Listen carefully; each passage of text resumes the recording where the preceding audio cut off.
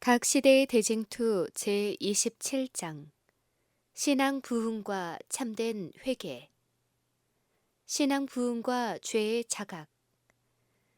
하나님의 말씀이 충실히 전해진 곳은 어디에서나 그 말씀이 하나님께로부터 온 것임을 증명하는 결과들이 뒤따랐다. 하나님의 영이 그분의 종들이 전하는 기별과 함께하였으므로 그 말씀에 권능이 있었다. 죄인들은 그들의 양심이 각성됨을 깨달았다. 세상에 와서 각 사람에게 비추는 참 빛이 그들의 마음의 비밀을 비추고 어두운 데 감추인 것들을 드러내었다. 그들의 정신과 마음에 깊은 확신이 생겼다. 그들은 죄와 의와 장차올 심판을 깨달았다. 그들은 여호와의 의를 깨달음과 동시에 그들의 죄와 부정 가운데서 마음을 살피시는 하나님 앞에 서는 일에 두려움을 느꼈다. 그들은 번민 중에 이 사망의 몸에서 누가 나를 건져내려고 부르짖었다. 사람들의 죄를 위하여 무한한 희생을 지불한 갈바리의 십자가가 분명히 나타나자 그들은 그리스도의 공로만이 그들의 죄를 충분히 속할 수 있고 또한 하나님과 사람을 화목하게 할 수 있음을 깨달았다. 그들은 믿음과 겸손으로 세상 죄를 지고 가는 하나님의 어린 양을 받아들였다. 그리스도의 피로 말미암아 그들은 전에 지은 죄를 간과하심을 받았다. 그 사람들은 회개에 합당한 열매를 맺었다. 그들은 믿고 침례를 받았으며 그리스도 안에서 새로운 피조물이 되어 새 생애를 하기 위하여 일어났다. 그들은 전에 행하던 그들의 정욕을 따라 자기 자신들을 꼴짓지 않고 하나님의 아들을 믿는 믿음으로 말미암아 주님의 발자취를 따르고 주님의 품성을 반사하며 그분의 깨끗하심과 같이 그들 자신을 깨끗하게 하였다. 그리하여 전에 미워하던 것을 이제는 사랑하고 전에 사랑하던 것을 이제는 미워하게 되었다. 교만하고 자기 주장만 하던 사람들의 마음이 온유하고 겸손하게 되었다. 허영적이고 교만한 사람들이 착실하고 조심성 있게 되었다. 불경건한 자가 경건해지고 술주정뱅이가 술을 끊고 방탕하던 자가 순결해졌다. 세상의 허영은 버려졌다. 그리스도인들은 너희 단장은 머리를 꾸미고 금을 차고 아름다운 옷을 입는 외모로 하지 말고 오직 마음에 숨은 사람을 온유하고 안정한 심령에 썩지 아니할 것으로 하라. 이는 하나님 앞에 값진 것이니라. 라는 권면을 따르고자 노력했다. 신앙 부흥은 마음을 깊이 살피는 일과 겸비한 정신을 주었다. 그 부흥들은 죄인에 대한 엄숙하고 열렬한 호소로 또한 그리스도의 피로 산 영혼들에 대한 애절한 동정으로 특징 지어졌다. 남녀들은 기도하고 영혼의 구원을 위하여 하나님과 씨름하였다. 그와 같은 신앙 부흥의 결과로 극기와 희생을 두려워하지 않고 도리어 그리스도를 위하여 비난과 시련받는 것을 합당히 여기고 즐거워하는 사람들이 나타났다. 사람들은 예수님의 이름을 부르는 사람들의 생애에 나타난 변화를 바라보았다. 지역 사회는 그들의 가마로 유익을 얻었다. 그들은 그리스도와 함께 모이고 성령으로 씨를 뿌리고 영생을 거두었다. 그들은 근심함으로 회개한 자들이라 할 수 있다. 하나님의 뜻대로 하는 근심은 후회할 것이 없는 구원에 이르게 하는 회개를 이루는 것이요 세상 근심은 사망을 이루는 것이니라. 보라, 하나님의 뜻대로 하게 한 이 근심이 너희로 얼마나 간절하게 하며 얼마나 변명하게 하며 얼마나 분하게 하며 얼마나 두렵게 하며 얼마나 사모하게 하며 얼마나 열심 있게 하며 얼마나 벌하게 하였는가. 너희가 저 일에 대하여 일절 너희 자신의 깨끗함을 나타내었느니라. 그릇된 신앙 부흥. 그것은 하나님의 영께서 역사하신 결과이다. 개혁이 따르지 않으면 참된 회개가 아니다. 죄인이 서약한 것을 이행하고 도둑질한 것을 돌려주고 죄를 고백하고 하나님과 동료 인간을 사랑하게 되면 그는 하나님과 화친한 증거를 보인 셈이다. 이전에 있었던 종교적 각성에 뒤따랐던 결과들은 이러하였다. 그들이 맺은 열매로서 그들은 사람을 구원하고 인류를 향상시키는 일에 있어서 하나님의 축복을 받은 사람들로 알려졌다. 그러나 근래에 행하여지는 신앙 부흥은 하나님의 종들의 활동에 수반되었던 하나님의 은혜의 표현과는 아주 현격한 대조를 이루고 있다. 광범위하게 흥미가 고조되고 많은 사람이 회심을 고백하고 교회에 나오는 사람들도 많아진 것이 사실이다.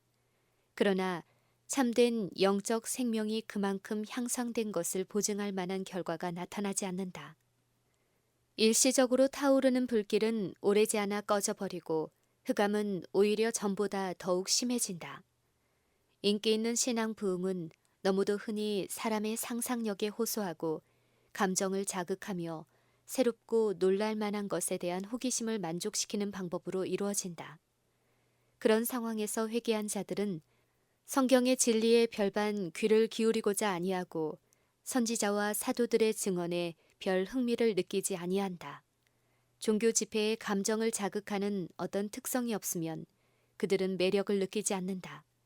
냉철한 이성에 호소하는 기별은 그들에게 아무런 반응을 일으키지 못한다.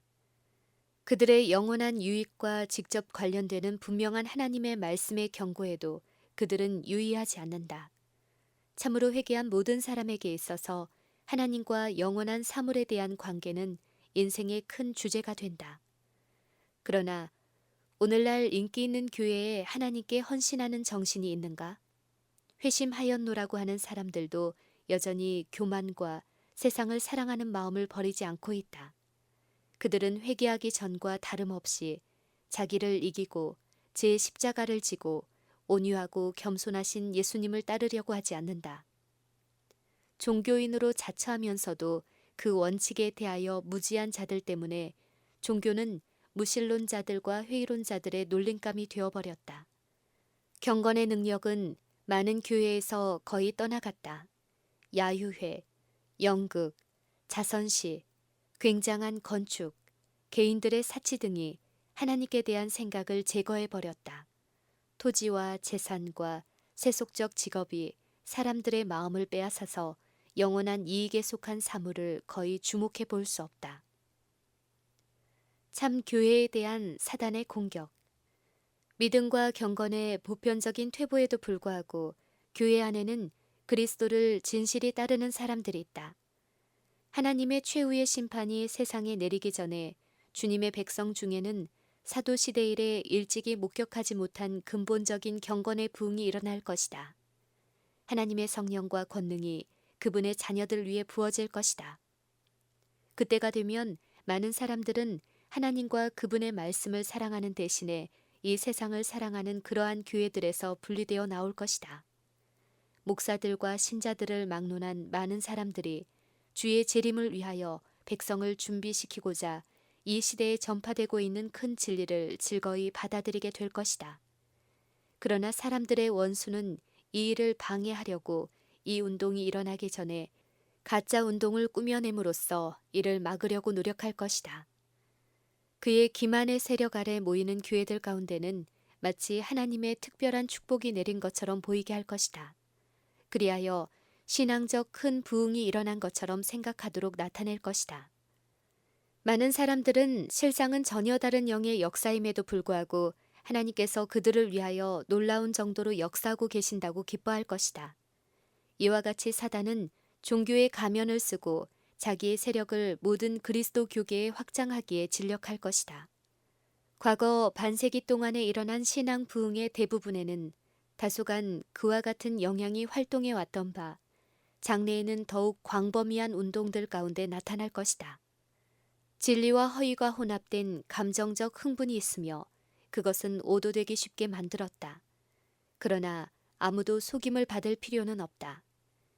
하나님의 말씀의 빛으로 보면 그런 운동의 내용을 분별하기가 결코 어렵지 않다.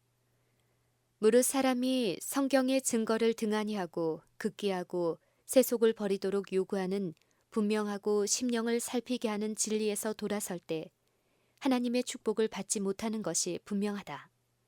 그의 열매로 그들을 알지니라고 그리스도께서 친히 주신 법칙에 의하면 이런 종류의 운동이 하나님의 영으로 말미암은 것이 아님이 분명한 것이다. 하나님께서는 진리를 통하여 당신 자신에 관한 계시를 주셨다. 그러므로 그 말씀을 받아들이는 사람은 모두 사단의 속임수에서 보호를 받는다. 오늘날 일반 종교계에 널리 퍼져 있는 악이 들어오도록 문이 열린 것은 진리들을 등한히 한 결과이다. 따라서 하나님의 율법의 특성과 중요성은 대부분 상실되었다. 하나님의 율법의 성격과 영속성과 그 의무에 대한 그릇된 개념이 회개와 성화의 관계에 대한 오류를 가져왔고 그 결과로 교회 내의 경건의 표준이 낮아졌다. 우리 시대의 신앙 부흥 가운데 하나님의 영과 권능이 결핍된 원인이 여기에 있다. 교회의 미지근한 상태. 오늘날 각 교파에서 경건한 신자들이 이 사실을 인정하고 개탄하고 있다. 에드워드 A. 파크 교수는 종교계가 당면한 위기를 보고 이렇게 말한다. 위험의 한 가지 원인은 강단에서 하나님의 율법을 강조하는 일을 게을리하는 것이다. 옛날에는 강단이 양심의 소리가 메아리치는 곳이었다. 우리의 가장 유명한 설교자들은 주님의 본을 따라 강단에서 율법과 그 교훈과 그 엄숙한 명령을 명백히 가르쳐 줌으로써 언제나 놀랄 만한 능력을 보여주었다. 그들은 항상 두 가지 큰 원리를 반복하여 말하였으니 곧 율법이 하나님의 완전하심을 나타내는 사본이며 율법을 사랑하지 않는 자는 복음도 사랑하지 않는 자라는 두 가지의 큰 원리를 반복하였다. 왜냐하면 율법은 복음과 마찬가지로 하나님의 참 품성을 반사하는 하나의 거울이기 때문이다. 이 율법을 사랑하지 않는 위험은 죄의 흉악성, 죄의 영향이 미치는 범위, 죄의 결점들을 과소평가하는 위험을 가져온다. 율법을 거역함으로 조성되는 악은 그 율법이 지닌 의에 비례된다. 이미 언급한 위험과 밀접한 관계를 가진 것은 하나님의 공의를 과소평가하는 위험이다. 오늘날 강단에서 일반적으로 주장하는 경향은 하나님의 공의를 하나님의 자비와 분리시키고 그 자비를 원칙으로 높이지 않고 하나의 감정으로 전락시키는 것이다. 이른바 신신학은 하나님께서 결합시켜 놓은 것을 산산조각으로 해체시켜 버렸다. 하나님의 율법은 선한 것인가 악한 것인가? 물론 선한 것이다. 그러므로 공의도 선한 것이다. 왜냐하면 공의는 율법을 집행하게 하는 위치에 있기 때문이다. 하나님의 율법과 공의, 인간의 불순종과 죄의 범위를 과소평가하는 습관 때문에 사람들은 죄를 속하기 위하여 마련된 은혜도 과소평가하는 습관을 이루기 쉽다. 그리하여 사람들은 그 마음속에서 복음의 가치와 중요성을 잃어버리게 되고 미구의 성경 자체까지도 내어버리게 된다. 그릇된 율법관. 많은 종교 지도자들은 그리스도께서 당신의 죽음으로 율법을 폐하셨기 때문에 그 이후부터 사람이 율법의 요구에 해방되었다고 주장한다. 그중 어떤 사람들은 율법을 마치 무거운 멍에처럼 나타내고 율법의 속박과 복음 아래서 누릴 수 있는 자유를 대조적으로 말한다. 그러나 선지자들과 사도들은 하나님의 거룩한 율법을 그렇게 생각하지 않았다. 다윗은 내가 주의 법도를 구하였사오니 자유롭게 행보할 것이오며 라고 하였다. 사도 야고보는 그리스도께서 돌아가신 후에 십계명을 최고의 법 또한 온전한 율법이라고 말하였다. 또한 요한계시록의 기자는 그리스도께서 십자가에 돌아가신 지 반세기 후에 그 두루마기를 빠는 자, 즉 계명을 지키는 자들은 복이 있으니 이는 저희가 생명나무에 나아가며 문들을 통하여 성에 들어갈 권세를 얻으려 함이로다 라고 하였다. 그리스도께서 당신의 죽음으로써 하늘 아버지의 율법을 폐하셨다는 주장은 아무 근거가 없다. 만일 하나님의 율법이 변경되거나 폐지될 수 있었다면 사람을 죄의 형벌에서 구원하기 위하여 그리스도께서 돌아가실 필요가 없었을 것이다. 그리스도의 죽음은 율법을 폐지하기는커녕 율법의 불변성을 증명해 준다. 하나님의 아들은 율법을 크게 하며 존귀케 하기 위하여 오셨다. 그리스도께서는 내가 율법을 폐하러 온 줄로 생각지 말라. 천지가 없어지기 전에는 율법의 1.1획이라도 반드시 없어지지 아니하고 다 이루리라고 말씀하셨다. 또한 그분께서는 당신 자신에 대하여 나의 하나님이여 내가 주의 뜻 행하기를 즐기오니 주의 법이 나의 심중에 있나이다 라고 엄명하신다. 하나님의 율법은 바로 그 본질상으로 불변이다. 그것은 율법의 창시자이신 하나님의 뜻과 품성을 나타낸다. 하나님이 사랑이시므로 그분의 율법도 사랑이다. 율법의 두 가지 큰 원칙은 하나님께 대한 사랑과 사람에 대한 사랑이다. 사랑은 율법의 완성이다. 하나님의 품성은 의며 진리이다. 그 율법의 본질도 마찬가지이다. 시편 기자는 주의 법은 진리로소이다. 주의 모든 계명이 의로우시니다 라고 말한다. 또한 사도 바울은 율법도 거룩하며 계명도 거룩하며 의로우며 선하도다고 주장한다. 이와 같이 율법은 하나님의 마음과 뜻의 표현이므로 그 창시자와 같이 영구적인 것이 되어야 한다. 사람을 하나님의 율법의 원칙과 일치되게 해주므로 하나님과 사람을 화목하게 해주는 것이 회개와 성화의 사업이다. 태초의 사람은 하나님의 형상대로 창조되었다. 사람은 하나님의 율법과 본성에 완전히 조화를 이루었다. 의의 원칙이 그의 마음에 새겨져 있었다. 그러나 죄가 창조주와 사람을 분리시켰다. 그는 더 이상 하나님의 형상을 반사할 수 없게 되었다. 그의 마음은 하나님의 율법의 원칙과 반대되었다. 육신의 생각은 하나님과 원수가 되나니 이는 하나님의 법에 굴복치 아니할 뿐 아니라 할 수도 없음이라. 그러나 하나님이 세상을 이처럼 사랑하사 독생자를 주심으로 사람이 하나님과 화목할 수 있게 되었다. 사람은 그리스도의 공로를 통하여 창조주와의 조화를 회복할 수 있게 되었다. 사람의 마음은 하나님의 은혜로 새로워져야 하고 위로부터 새 생명을 받아야 한다. 이와 같은 변화는 새로 나는 것인데 예수님께서는 이 일이 없이는 하나님 나라를 볼 수 없다고 말씀하신다. 율법과 신앙과의 관계. 하나님과 화목하는 첫째 계단은 죄를 깨닫는 것이다. 죄는 불법이라. 율법으로는 죄를 깨달음이니라. 죄인이 죄를 깨달으려면 먼저 자기의 품성을 하나님의 위대한 의의 표준에 비추어서 살펴보아야 한다. 그것은 의로운 품성의 완전함을 보여주는 거울로서 죄인에게 그의 결함을 분별하게 해준다. 율법이 사람에게 그의 죄를 나타내 보여주기는 하지만 죄를 치료해 주지는 못한다. 율법은 순종하는 자에게 생명을 약속해 주는 반면에 율법을 범하는 것이 죽음임을 선고한다. 오직 그리스도의 복음만이 죄의 선고와 더러움에서 사람을 해방시킬 수 있다.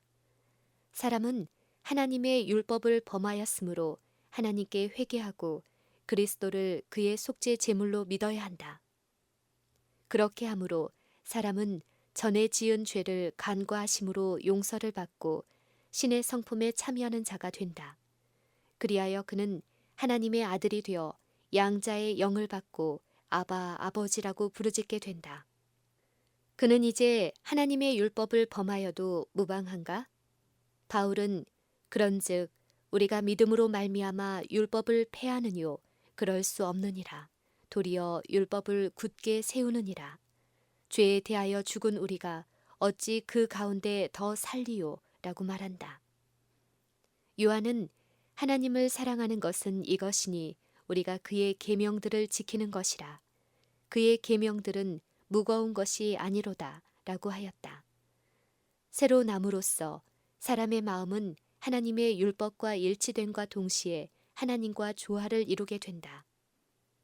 이 위대한 변화가 죄인의 마음속에서 이루어지면 그는 죽음에서 생명으로, 죄에서 성결로, 범죄와 반역에서 순종과 충성으로 옮겨지게 된다. 하나님과 멀어져 있던 옛 생애는 끝나고 믿음과 사랑으로 이루어지는 하나님과의 화목의 생애가 시작된다. 그리하여 육신을 좇지 않고 그 영을 좇아 행하는 우리에게 율법의 요구를 이루어지게 한다. 그때의 심령에서 내가 주의 법을 어찌 그리 사랑하는지요. 내가 그것을 종일 묵상하나이다. 라고 외치게 된다. 여호와의 율법은 완전하여 영혼을 소생케 한다. 율법이 없으면 사람들은 하나님의 신성성과 순결 그리고 자기 자신들의 죄와 불결에 대하여 올바른 관념을 가질 수 없다. 그들은 죄에 대하여 진정으로 깨닫지 못하고 회개할 필요성도 느끼지 않는다. 하나님의 율법을 어긴 자로서의 그들의 속절없는 상태를 알지 못하고 속죄하는 그리스도의 피가 필요함을 인정하지도 않는다. 근본적인 마음의 변화도 생애의 개혁도 없이 구원의 소망을 받아들인다. 그리하여 피상적인 회개가 보편화되고 결코 그리스도와 연합한 경험이 없는 많은 사람들이 교회에 들어오게 된다. 성화에 이르는 길. 이와 동시에 하나님의 율법을 등한히 하고 부인하는 데서 생기는 그릇된 성화에 대한 이론들이 오늘날의 종교운동에서 현저한 위치를 차지하고 있다. 이런 이론은 교리상으로 거짓될 뿐만 아니라 실생활에 있어서도 위험한 결과를 초래한다. 그리고 그런 것이 일반에게 환영을 받는 사실을 볼 때 이 점에 대한 성경의 가르침을 명백히 이해하는 것이 참으로 요긴한 일임을 깨닫게 된다. 참된 성화는 성경상 교리이다. 사도 바울은 데살로니가 교회에 보낸 편지에서 하나님의 뜻은 이것이니 너희의 거룩함이라고 주장하였다. 그는 또한 평강의 하나님이 친히 너희로 온전히 거룩하게 하시기를 원하노라고 기도하였다. 성경은 성결이 무엇이며 그것을 어떻게 얻을 수 있는지 가르쳐 준다. 구주께서는 당신의 제자들을 위하여 저희를 진리로 거룩하게 하옵소서. 아버지의 말씀은 진리이니다. 라고 기도하셨다. 바울은 신자들이 성령 안에서 거룩하게 되어야 한다고 가르쳤다. 그러면 성령께서 하시는 일은 무엇인가? 예수께서는 제자들에게 진리의 성령이 오시면 그가 너희를 모든 진리 가운데로 인도하시리니 라고 말씀하셨다. 그리고 시편 기자는 주의 법은 진리로소이다 라고 말하였다. 하나님의 말씀과 성령을 통하여 하나님의 율법에 구현되어 있는 의의 큰 원칙들이 사람들에게 알려진다. 하나님의 율법은 거룩하며 의로우며 선하며 완전하신 하나님을 그대로 나타내 주므로 그런 율법에 순종할 때 이루어지는 품성도 또한 거룩하여진다. 그리스도는 그런 품성의 완전한 모본이시다. 그분께서는 내가 아버지의 계명을 지켜 항상 그의 기뻐하시는 일을 행한다고 말씀하셨다. 그리스도를 따르는 사람들은 그분과 같이 되어야 한다. 그들은 하나님의 은혜를 힘입어 그분의 거룩한 율법의 원칙과 일치한 품성을 이루어야 한다. 이것이 성경이 가르치는 성화이다.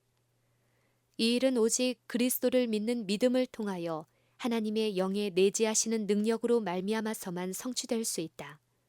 사도 바울은 신자들에게 두렵고 떨림으로 너희 구원을 이루라. 너희 안에서 행하시는 이는 하나님이시니 자기의 기쁘신 뜻을 위하여 너희로 소원을 두고 행하게 하시나니 라고 권고하였다. 그리스도인은 죄의 유혹을 받을 것이다.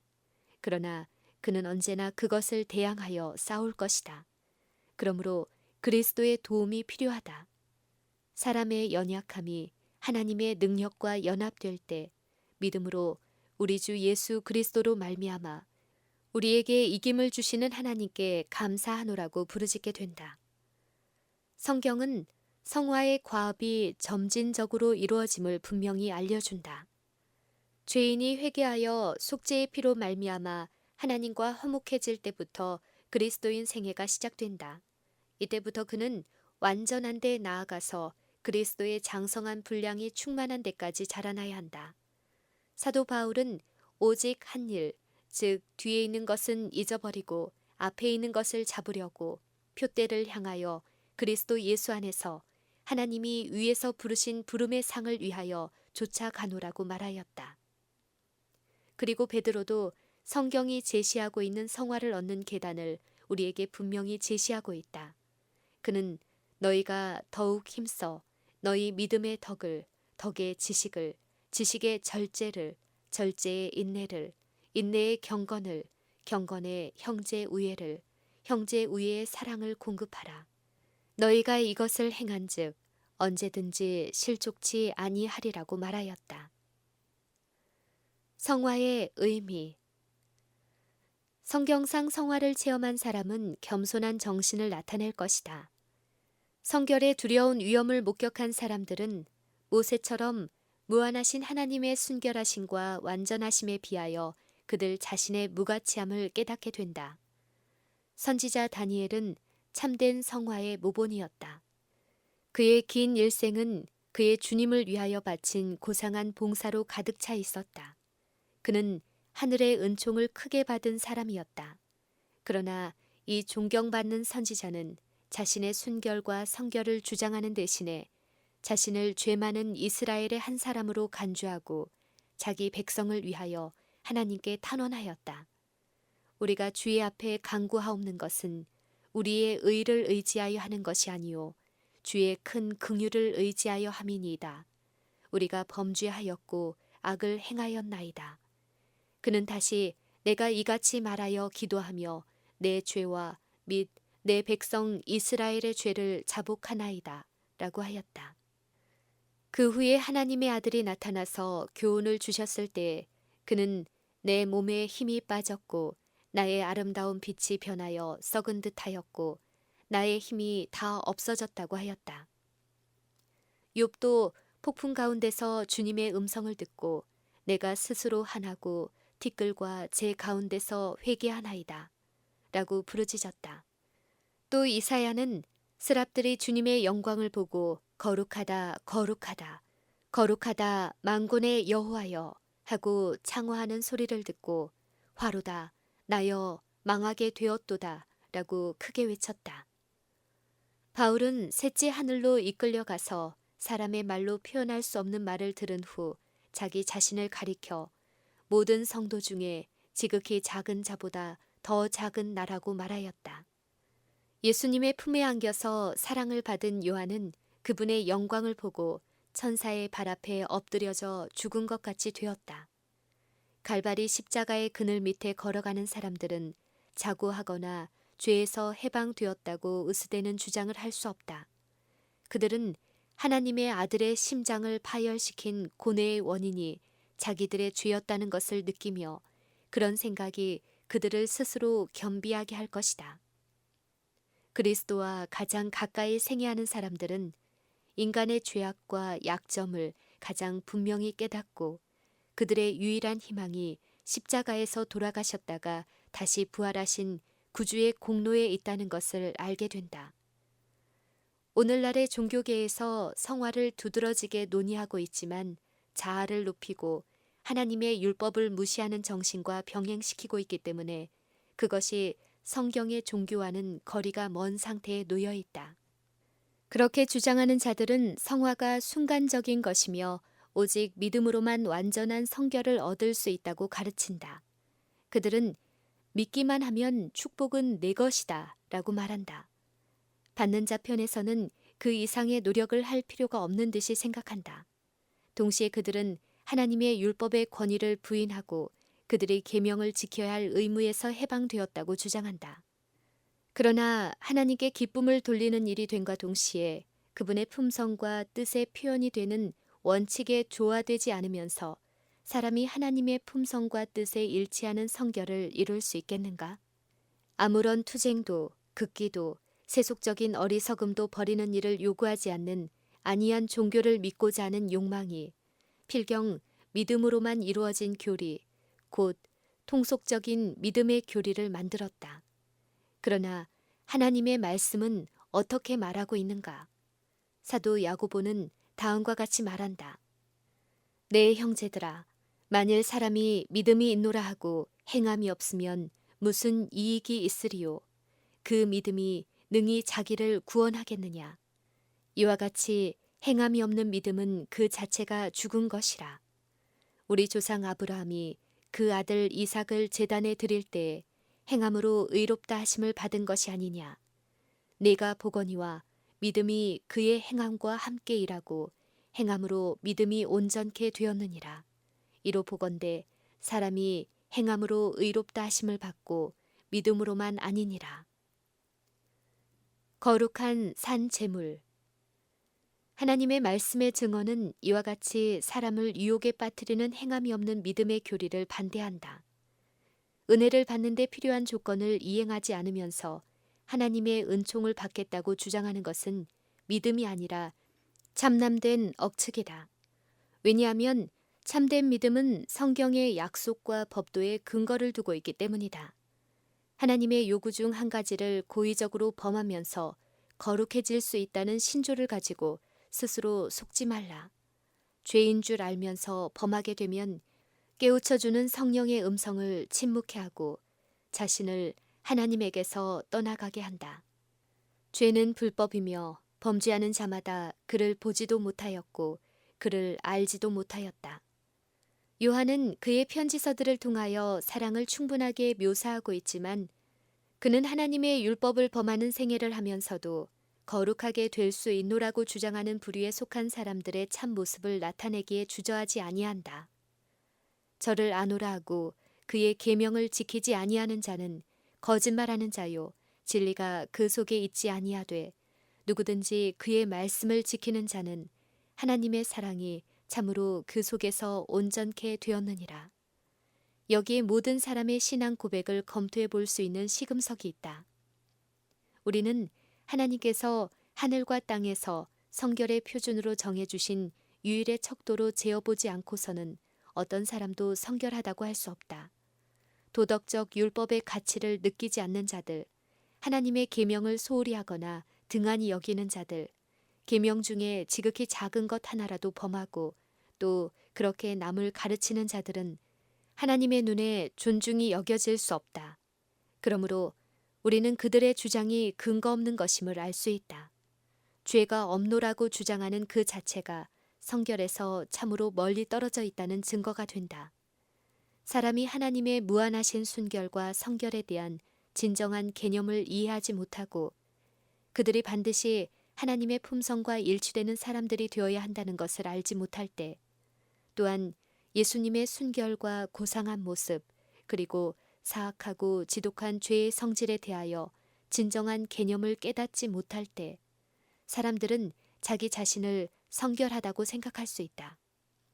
사람이 자기와 그리스도와의 거리를 멀리하면 할수록 하나님의 품성과 그분의 요구에 대한 개념이 부족하면 부족할수록 자신이 자기 자신의 눈에 의롭게 보인다.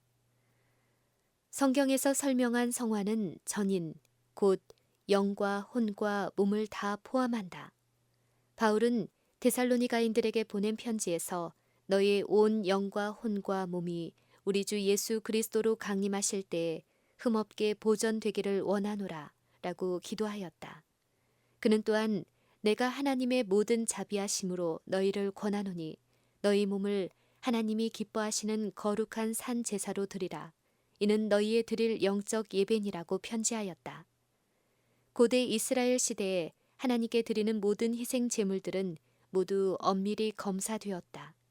만일 제물로 드려진 짐승에게서 어떤 결점이 발견되면 그것은 거절당하였다.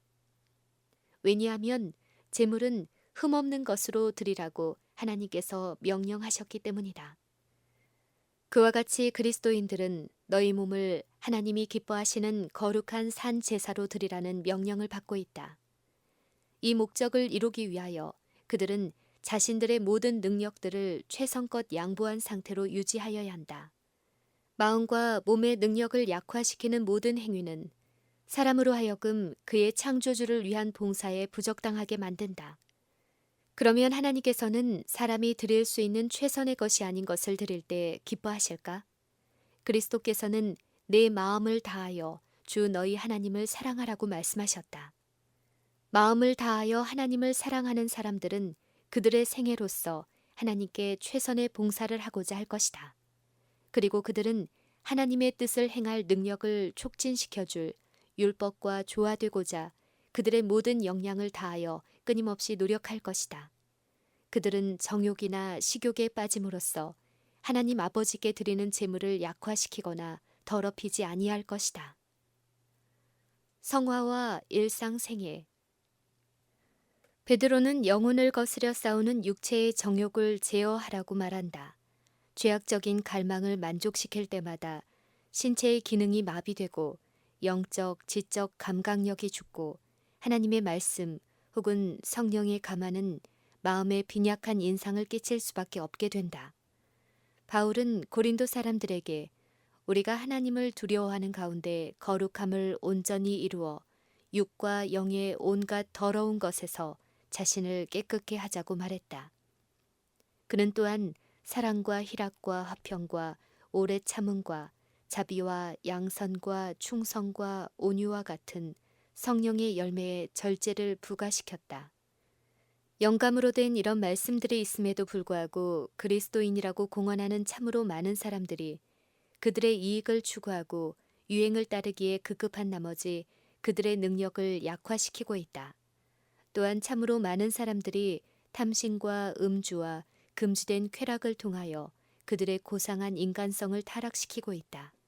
그리고 교회는 이를 견책하는 대신에 오히려 식욕을 돋구어주고 무욕과 연락을 사랑하는 마음을 일으켜주고 그리스도를 사랑하는 마음만으로 공급할 수 없는 교회의 자금을 보충하기 위하여 너무도 흔히 악을 권장한다. 만일 예수님께서 오늘날의 교회에 오셔서 종교라는 미명 아래 행해지고 있는 연애와 부정한 거래들을 보신다면 그분께서는 일찍이 성전에서 돈 바꾸는 자들을 내쫓으신 것과 같이 하나님을 모독하는 이런 자들을 내쫓지 아니하시겠는가. 사도 야고보는 위로부터 오는 지혜는 첫째 성결하다고 말한다. 만일 그분께서 담배로 더러워진 입술로서 예수님의 귀하신 이름을 부르는 자, 담배의 악취로 그 입김과 전신이 더러워져 있는 자, 하늘의 공기를 더럽히고 그와 접촉하는 모든 사람들에게 그 도끼를 마시게 하는 자들을 만나신다면 곧 복음의 순결성과 전연 반대되는 행위를 하는 자들과 만나신다면 그들을 세상적이요 정욕적이요 마귀적이라고 견책하지 아니하시겠는가. 담배의 종이 되어 있으면서도 완전한 성화의 축복을 받았노라고 주장하며 하늘의 소망을 가졌노라고 말한다. 그러나 하나님의 말씀은 분명히 무엇이든지 속된 것이나 가증한 일 또는 거짓말하는 자는 결코 그리로 들어오지 못한다고 주장한다. 너희 몸은 너희가 하나님께로부터 받은 바 너희 가운데 계신 성령의 전인 줄을 알지 못하느냐. 너희는 너희의 것이 아니라 값으로 산 것이 되었으니 그런즉 너희 몸으로 하나님께 영광을 돌리라. 몸이 하나님의 성령의 전이 된 사람은 해로운 습관의 종이 되어서는 안 된다. 그의 능력은 피로써 값을 지불하고 그를 사신 그리스도께 속해 있다. 그의 소유물도 주님의 것이다. 그런 사람이 자기에게 맡겨진 자본을 낭비할 때 어찌 죄가 없다고 할 수 있겠는가? 그리스도인이라고 공언하는 사람들이 해마다 막대한 금액을 쓸데없고 해로운 일들에 낭비하고 있는 동안 많은 사람들이 생명의 말씀을 얻지 못하여 멸망해 가고 있다. 그들은 하나님께 드릴 11조와 헌금을 도둑질하는 한편 가난한 자들을 구제하거나 복음 사업을 유지하는 일보다 더욱 많은 것을 그들을 멸망시키는 정욕의 제단 위에서 불살라 버린다.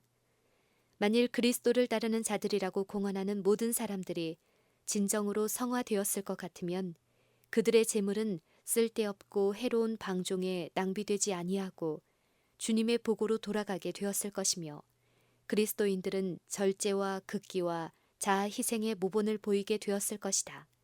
그리하여 그들은 세상의 빛이 되었을 것이다. 그리스도인의 특권. 세상은 자아 방종에 빠져 있다. 육신의 정욕과 안목의 정욕과 이생의 자랑이 많은 사람들을 지배하고 있다. 그러나 그리스도를 따르는 사람들은 고상한 부르심을 받고 있다. 너희는 저희 중에서 나와서 따로 있고 부정한 것을 만지지 말라. 하나님의 말씀의 빛에 의하면 세속적 만족과 죄악적 습관을 완전히 내어버리지 않으면 성화가 진실한 것이 될 수 없다는 우리의 주장이 정당함이 입증된다. 저희 중에서 나와서 따로 있고 부정한 것을 만지지 말라는 조건에 응하는 사람들에게 하나님께서는 내가 너희를 영접하여 너희에게 아버지가 되고 너희는 내게 자녀가 되리라고 약속하신다. 하나님께 속한 일에 풍부하고 풍성한 경험을 가지는 것이 모든 그리스도인의 특권이요 의무이다. 예수께서는 나는 세상의 빛이니 나를 따르는 자는 어두움에 다니지 아니하고 생명의 빛을 얻으리라고 말씀하셨다. 의인의 길은 돋는 햇볕 같아서 점점 빛나서 원만한 광명에 이른다. 믿음과 순종의 길은 매 걸음마다 어두움이 조금도 없으신 세상의 빛과 더욱 밀접한 관계를 가지게 해준다. 의의 태양 되시는 그리스도의 밝은 빛이 하나님의 종들에게 비칠 때 그들은 그분의 빛을 반사하게 된다. 마치 별들이 하늘에 큰 빛이 있어서 그 영광으로 저들이 빛나고 있다는 것을 말해주는 것처럼 그리스도인들은 우주의 보좌에 찬양과 모본의 대상이 되기에 합당한 품성을 가지신 하나님께서 좌정에 계시다는 것을 나타내야 한다. 하나님의 영의 은혜와 그분의 품성의 순결과 성결은 그분의 증인들로 말미암아 드러나게 될 것이다. 바울은 골로새인들에게 보내는 편지에서 하나님의 자녀들에게 주신 풍성한 축복을 밝혔다. 우리도 너희를 위하여 기도하기를 그치지 아니하고 구하노니 너희로 하여금 모든 신령한 지혜와 총명에 하나님의 뜻을 아는 것으로 채우게 하시고 주께 합당히 행하여 범사에 기쁘시게 하고 모든 선한 일에 열매를 맺게 하시며 하나님을 아는 것에 자라게 하시고 그 영광의 힘을 좇아 모든 능력으로 능하게 하시며 기쁨으로 모든 견딤과 오래 참음에 이르게 하시기를 원하노라. 그는 또한 에베소 교회 형제들에게 그리스도인의 특권이 얼마나 고귀한 것인지를 깨닫기를 바라는 편지를 보냈다. 그는 그들에게 가장 의미 깊은 말로 지극히 높으신 하나님의 자녀들이 소유할 놀라운 능력과 지식을 열어서 보여준다.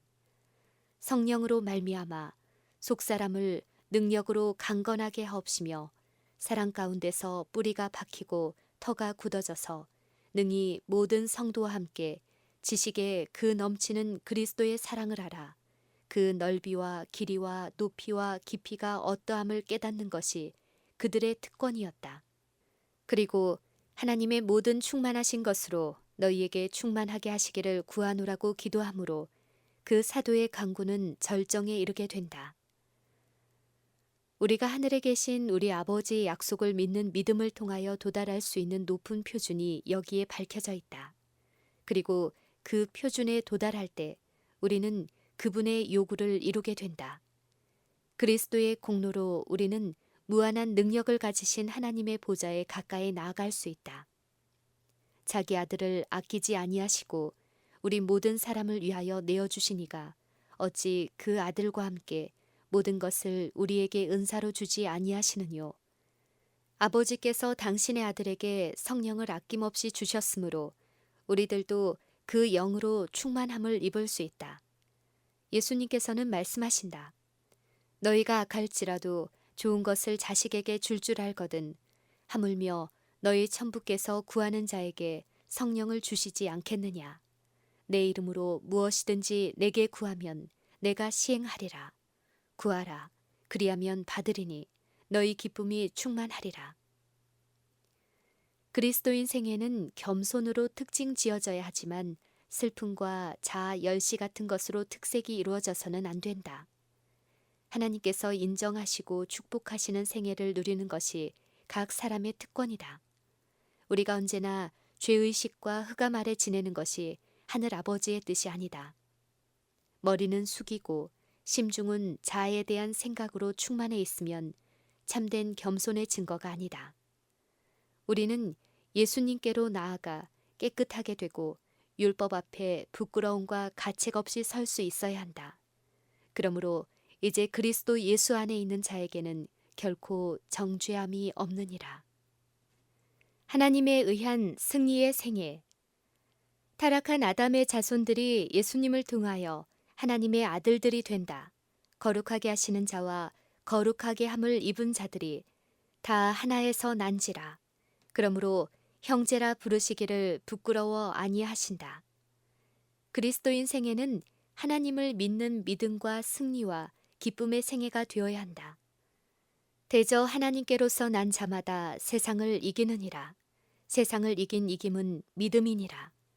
하나님의 종 느헤미야가 여호와를 기뻐하는 것이 너희의 힘이니라고 한 말은 진실한 말이다. 바울은 말한다. 주 안에서 항상 기뻐하라. 내가 다시 말하노니 기뻐하라. 항상 기뻐하라. 쉬지 말고 기도하라. 범사에 감사하라. 이는 그리스도 예수 안에서 너희를 향하신 하나님의 뜻이니라. 그와 같은 일들이 성경상 회개와 성화의 열매이다. 그러나 하나님의 율법 가운데 밝혀진 의의 큰 원칙을 일반 그리스도 교계에서 매우 등한히 여기게 되었으므로 이러한 결과는 아주 드물게 볼 수밖에 없다. 이것이 바로 일찍이 신앙 부흥의 특징이 되었던 하나님의 성령의 심오하고 영속적인 역사를 거의 볼 수 없는 이유이다. 우리는 바라봄으로써 변화된다. 사람들이 하나님께서 그분의 품성의 완전하심과 거룩하심을 사람들에게 밝히 보여주신 거룩한 원칙들을 무시하고 사람들의 교훈과 이론에 집착할 때 교회 안에서 산 경건성을 잃어버리는 결과가 초래되는 일은 참으로 놀라운 일이다. 주님께서는 내 백성이 생수의 근원되는 나를 버린 것과 스스로 웅덩이를 판 것인데 그것은 물을 저축지 못할 터진 웅덩이니라 라고 말씀하셨다.